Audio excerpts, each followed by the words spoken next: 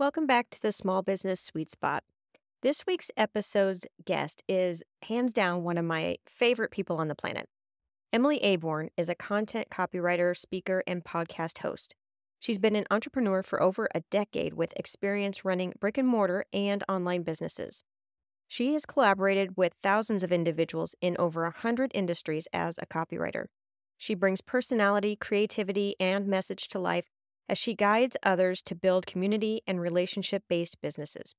For fun, she enjoys word games, reading, listening to podcasts, and hiking with her husband, Jason, and their dog, Clyde.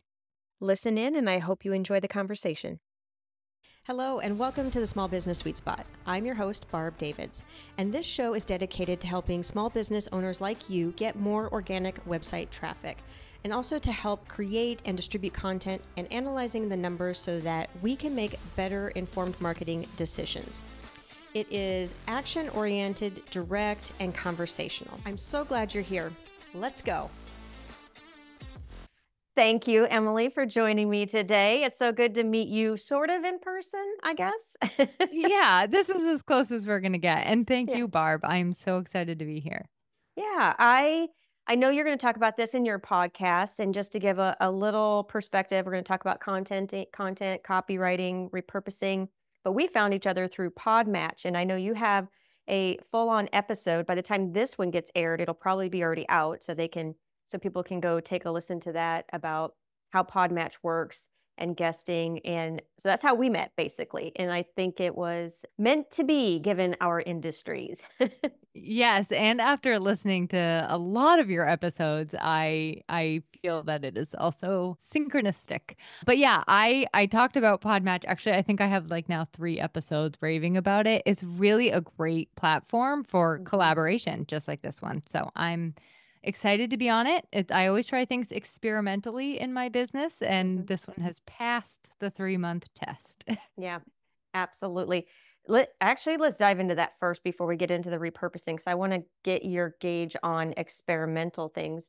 I feel like I get lost in all of the tools and trying to figure out what's going to work and what's not going to work. And as business owners, we're like, oh, shiny object. You said 3 months just now. Is that usually what you do, is give tools 3 months?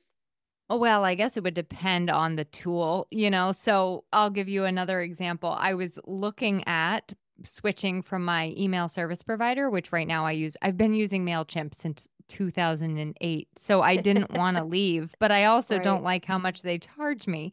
So I was just kind of looking around, and I gave those a quick, like, okay, no, this is not intuitive for me to use. So it was like a very quick gut check to know that it was a no. Some things you have to experiment with longer. Like I sponsored a particular trade industry this year, and I had to stick with it for 6 months. But then like after that 6 months, I was like, okay, this is not working for me. So it my answer is it depends. With Podmatch, I set out and I said, I'm going to give this 3 months and I'm going to be really consistent with how I use it. So I'm going to go in regularly and check and, interact and things like that. So, Yep, absolutely. That's cool. Okay, so let's get into repurposing. I am very much for it. And I believe by the time people get done listening to this and hearing what you have to say about it, everybody's going to want to do it. So let's just get into how do you define repurposing? okay. I think let's start with what it's not, just a real quick one, because I think a lot of people think repurposing is just copy and paste. And repurposing is not just copy and paste. It's like taking something. Let's use a household item. So it's like when you have that old rocking chair in your home and sand down the entire rocking chair, restain the rocking chair, get a nice cushion for the rocking chair, right? Like you made it something entirely new. Maybe you made it a side table or something like a coaster or a set of coasters. So it's really taking something from its original form, sanding it down and making it into something new that you're using in a different way. Sometimes it does involve a little copying and pasting, but it's not sheerly just copying and pasting. When it comes to like content specifically, I think copying and pasting it's just cross posting. So like I may literally copy and paste what I put on Facebook, on LinkedIn, but that's called cross posting. So That's a good point. I like that differentiation because I do feel like a lot of people think that cross posting is repurposing. So that was a good point. What's an example of, maybe we can start there, of how you do some repurposing in your business? Oh, all right. So this year I was like, I am only going to create one piece of content per week and I'm going to use it in all these different ways. Hypothetically, this is possible. I have not achieved that goal, but one of my favorite to do, and I do this is the one I think I do the best, is every podcast episode that I create also has an email that goes with it Mm, that is a direct repurpose of what was in the podcast. It also gets maybe 2 or 3 social media posts, which are directly what was in the podcast. And mhm. then typically I'll do like extended show notes, AKA a blog, which is also what was in the podcast. Okay. Later down the road, I will turn that sometimes into a real short LinkedIn article. So that's Mm, one example. And like, really, that is what I wanted to do this year, is just do one piece. And that was mhm, all I did. I get shiny object syndrome just like everybody else. And that's where I think that repurposing really saves the day, because you actually don't need to keep on creating things and getting new ideas and like, ooh, now I'm going to share this. Now I'm going to share this. You can just share one thing. And it really mhm. helps to also streamline and bring like this level of cohesion to your content, that people are like you literally have a theme for the month or the week, Mm, because you're mhm. just repeating in different ways the same thing. Yeah. And when you say you repurpose it for 3 different socials, how do you approach that? Okay, so specifically with my podcast, like I might do a teaser. That might be one idea. So I might say, like, tomorrow I'm going to be talking about this. Like, I might do like a personal reflection. And then in this week's podcast, I'm going to be talking about this. That's like a real good week. But usually I'll definitely share the episode. And within sharing about the episode, I'll share some of the tips in like a graphic. Mm, And then I'll do another tips or educational post maybe the second day. And then like I might refer back to it on the last day. So okay. it will either be information from it or a story from it, or maybe just a single quote. Like somebody in this week's episode, she had this really great quote about being a podcast guest, and I Mm, loved it. So it just made a simple like quote graphic. And I was like, mhm, oh, I'm going to repurpose that into this. Now, those were her words, not my words, but I mhm. could have done it. I'm not like the kind of person to quote myself, but Okay. if I were, then it would be a great place to do that. Yeah. I think that it feels like I see a lot of that where people are quoting other people lately Hmm. on Instagram, just just so they have more content, and it's coming from somewhere else, and it's something that they believe in, so they share it, but it is coming from somewhere else. So I don't know if it's just because of what I follow, but I do see that quite a bit. I myself Yeah, put my same. own quotes on mine. So I have to make up stuff because in digital marketing, there's not a lot of feel good quotes, but that's all You right. can do it. Your SEO is just another mountain to climb. That's right. That's right. Exactly. So, in terms of, let's say, where should we go next with the repurposing? Like, what is your best tip in terms of actually doing it? Because sometimes I feel like when I get started, and I know I've gotten this from other people, there's like, I don't know where exactly to start. What if they don't have a podcast? Maybe let's go with a blog post. Like, how do they go, okay, I've got this blog post. What's the logical next step? Okay. Let's get into really quick before we get into a logical next step, like the value in it. Because to your point, when you're getting frustrated with doing it, like what is going to keep you going to Mm-hmm. make it worth your while? So the value is that a blog specifically, not everybody is reading a blog. An email, not everybody likes email. A Mm-hmm. podcast, not everybody. A woman I talked to today, she doesn't listen to podcasts, and I was like, "What?"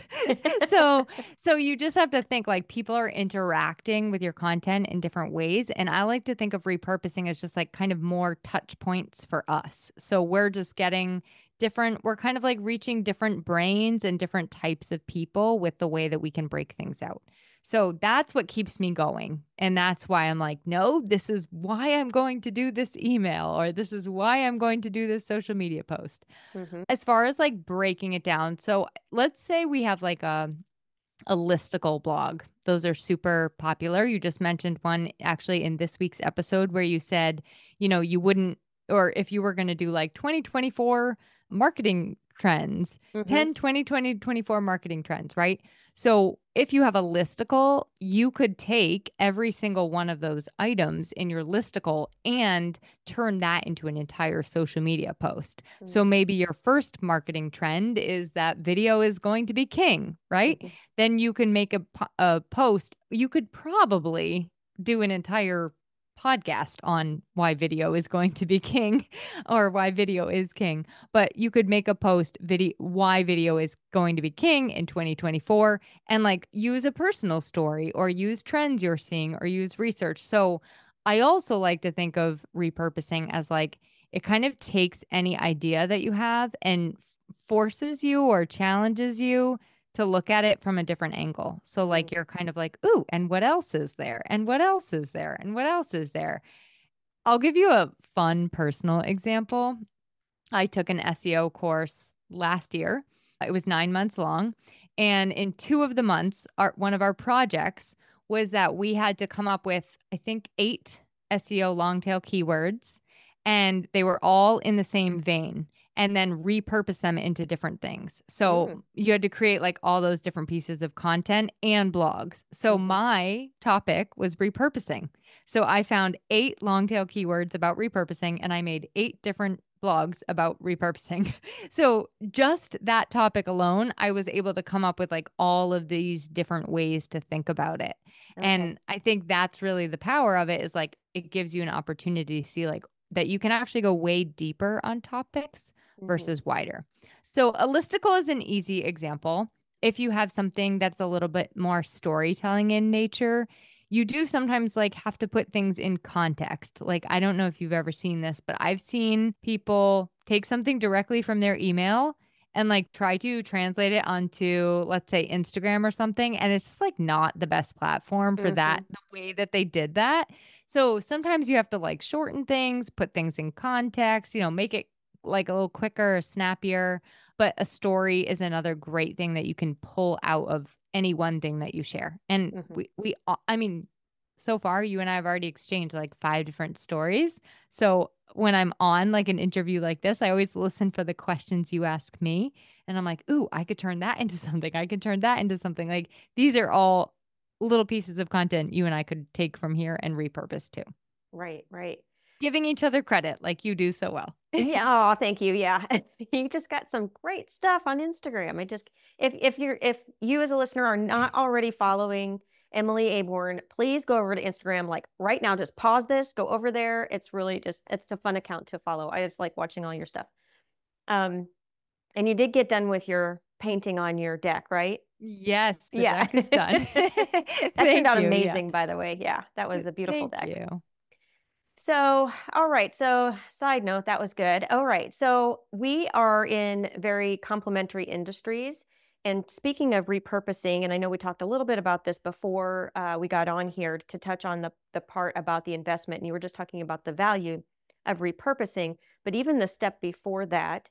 So, you're creating content to get found, whether that be through SEO or whether that be through social or whatnot, but you have to have the copy to do so.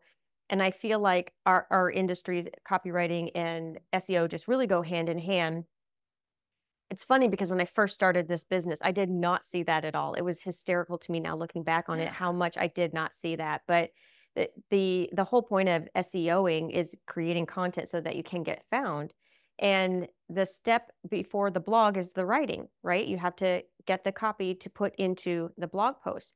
And we were talking about how a lot of people are using AI now, or they're using ChatGPT. And I'm a firm believer of still hiring a copywriter outright. Like I have one, and I always refer people to copywriters that I know because I don't feel like AI is quite there yet. And I think in some respects it can be, maybe again, it's always that depends on what the project is, what's happening. But long-term basis, as a business owner for me, when I'm trying to create a blog, I give everything to my copywriter. So I don't have to go deal with the whole trying to figure out the prompts. And I just don't have the time to want to write it or like edit it, that kind of thing.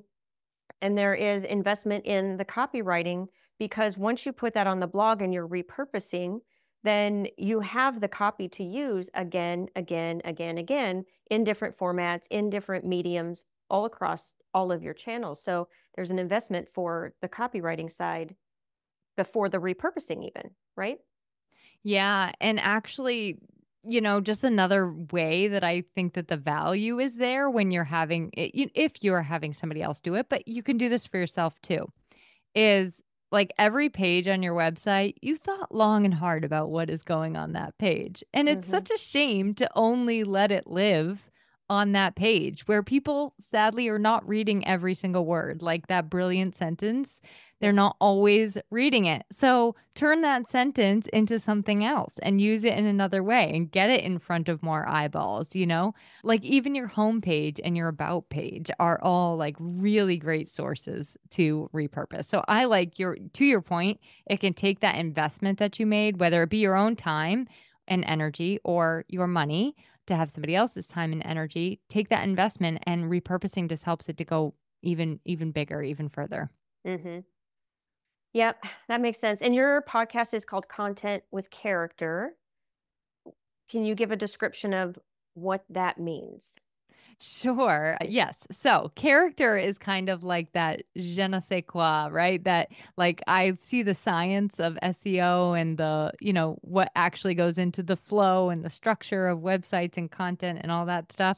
But also there's that piece of personality and that bit of like being distinctly ourselves that is the art side of things. So that's kind of like content with character. I think of it as kind of like the bridge between like the marketing piece, like the kind of like technicalities of the marketing piece, and also like the personality piece of us as business owners, which I firmly believe that is like the one thing that we have to really set ourselves apart as unique from what everybody else around us does that does the exact same thing.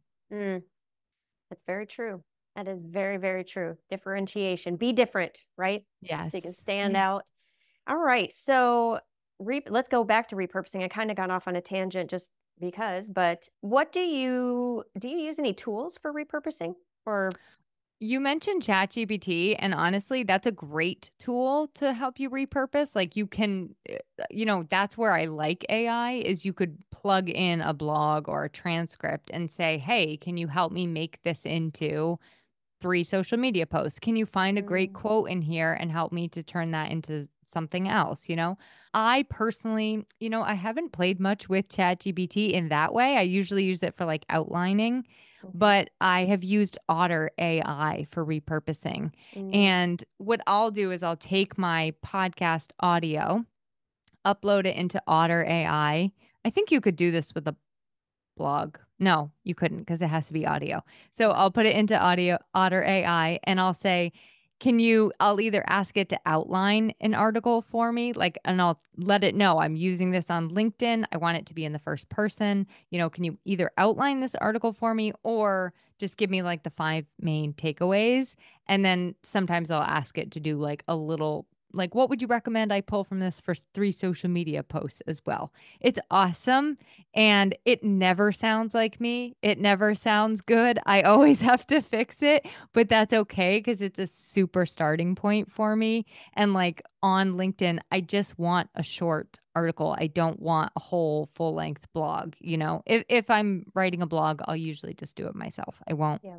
have these other tools do it. Yeah. But that's been my favorite, I think. Okay. And I don't think there's anything else. The only other thing I do, which this technically crosses the line between copy and paste, I guess. I read my emails to people because the reason I did it was actually I have a friend who has dyslexia. And she's like, I don't have time to read, or I can't figure out how to read your emails. And I also don't have time because it would take me so long to like sit down and read it. And so I was Mm, like, well, I'll just read them to you. So I started like recording my voice and putting a little play button at the top of my email. And ah, now people can listen to me read the email to them if they don't want to actually read it. So interesting. that, like I said, that crosses the line because it's pretty much Hmm. just copy and paste with my voice, Hmm. but that's one little thing I do to repurpose. Okay. Are you able to see how many people click that at all? Is that trackable? Yeah, but you know what? I haven't looked in a long time. Okay. I was wondering how many people use that, because that reminds me of a guy that I had heard of a long time ago. His podcast was literally his email. Like he would just read his email, but it was as his podcast. So it's kind of along the same vein that you're doing, putting it into an email, but then putting it in audio. So there's just so many different ways that you can use your content. Yeah. Yeah, So, and that's what I like to inspire in us. We hmm get in this, well, even after doing this so long, I get in a rut where I'm like, I don't have any new ideas or what is there to say anymore? And we don't always need to be coming up with new ideas. Sometimes hmm new ideas are just like right there on your website, right hmm there in existing stuff that you've already created. Like you've come this far, so you don't always need to reinvent the wheel. Yep, that's very true. What do you think is a good, or generally speaking, or maybe what do you do in terms of like reposting something, or can we repost something without changing it? Do you think that's an okay idea? I've done that before. I'm like, Okay. wait, that post was so good and it didn't get any traction. And you can also see in many cases how many people have actually seen it. So if you know Mhm. it's a very low number, I say repost it. Okay. Try it with a different picture, try it with a graphic, try it in a different way or on a different platform. But yes, like Okay. I don't know if you've played around at all on Threads, but I find Mm-mm. that it's like a fun little place to kind of I'm only experimenting, but it's fun to see what sticks there versus what sticks other places. So Mm. that's where I'm kind of like, well, that didn't work, but I'm just going to try it someplace else and try Yeah, it again. there you go. What is your take on content and AI and just the whole, how that's all changing in your world? What are your thoughts on that? Like I said, it hasn't fully been able to capture my voice, and I felt that's a little frustrating. I'll say this Mm-hmm. from like our perspective, I'm always worried about it because the first thing that comes up on search engines now is an AI generated response, Mm-hmm. and not for nothing, that's not always an accurate response or accurate information. However, I like to think that search engines aren't going to just shoot themselves in the foot and go that route entirely because they would be eliminating the people that are creating the content in the first place, right? Mm-hmm. And like giving them the resources to pull from. But what I think is most pertinent is just making sure that if you use it, you're using it in an ethical way. Meaning Mm-hmm. at this point where we stand right now, copying and pasting something that you use from AI isn't ethical. So Mm-hmm. you have to make it your own. Like it doesn't belong to you and it will never belong to you. So you have to take what it gives you as a starting point, not your final report. But yeah, I would be lying if I said it didn't sometimes scare me Yeah. immensely. Yeah. Yeah. It's like I heard my friend Alicia Galati, she's the owner of Galati Media. She says it well. She says it's not your CEO, it's your executive assistant. And I Mm-hmm. love that. Like don't let it do all of the strategy and planning and content creation for you. Use Mm-hmm. it as your assistant. Yep. That makes sense. I wholeheartedly agree with that very much. So, all right. What have we not covered for repurposing that we could talk about? Well, I want to actually pull something that we sort of touched on, but just that I really see the value of is so if you find yourself in the podcast guesting or hosting seat, or you're on client calls and somebody asks you a great question, or maybe it's just a question they ask you on every single client call, or your client comes to you with like a great story. Like I like to find repurposing even in those little things. So Mm. thinking bigger about repurposing as how it relates to your entire business. And I'm going to go even bigger than that. When you're out and about in the real world and you get a little lesson or something happens at the grocery store, like that's another little way to repurpose things from real life, and Mm-hmm. you can make them apply to your business or not. Sometimes you just want to tell a story, right? Yeah. So I think when you put on the lens of repurposing, you're able to just like see everything happening in a new way. And then Mm. and then content creation becomes so much easier. Like it's not now, what am I going to post? It's just like, okay, how can I make this today's focus? Mm-hmm. Yep. I love that. Awesome. All right. So if somebody were to start getting, or what do you want? One takeaway. Let's do that from this episode. What would you want somebody to walk away with? Okay, I think one takeaway is to go look on your website right now, or let's just say your biggest piece of content. So, whatever most long form content you have, and pull something from that like you're like, ooh, this needs more eyeballs on it, and see if you can use it in another way this week. You could turn it into an email, you can turn it into a social post, a podcast. You can just and then reach out to Barb and let her know that you did that so she can Yeah. tell me. There you go. Or they can come over to your podcast, Content with Character, because I still think that that's a really great one. There's all kinds of stuff because it's in and around content too. Like you have some really Yeah. great stuff about just being a business owner on top of it. So I think it's a really good one. Okay. Where can people find you if they want to find out more about repurposing or content in general, or even your podcast? Well, thank you for the invitation. Since you're already listening to a podcast, you're probably a podcast listener. So I would invite you to come over to Content with Character. And I have a whole bunch of episodes specific to repurposing. So if you just type that in when you find the show, you'll find a whole bunch. But I think Instagram is fun because that's like my playground where you see a little bit of what I do for work and you also see my personality come out. And I love seeing what other people are doing on Instagram. So you can just find me at Emily Aborn. And literally, if you type Emily Aborn into Google, I'm the only thing that comes up. So that's what you have to do. Awesome. Well, thank you so much for taking the time today. It's so good to meet you, quote, in person. Thank you so much for having me. I'm really happy we connected. Awesome. All right. Well, that wraps up this episode. Stay tuned for more episodes to help your business thrive online. We'll see you in the next sweet spot. Cheers. Thank you for sticking around. I hope you enjoyed the episode. If you're looking for SEO and content marketing help, you can find all kinds of information at compassdigitalstrategies.com. And if you like the episode, please tell a friend. Cheers.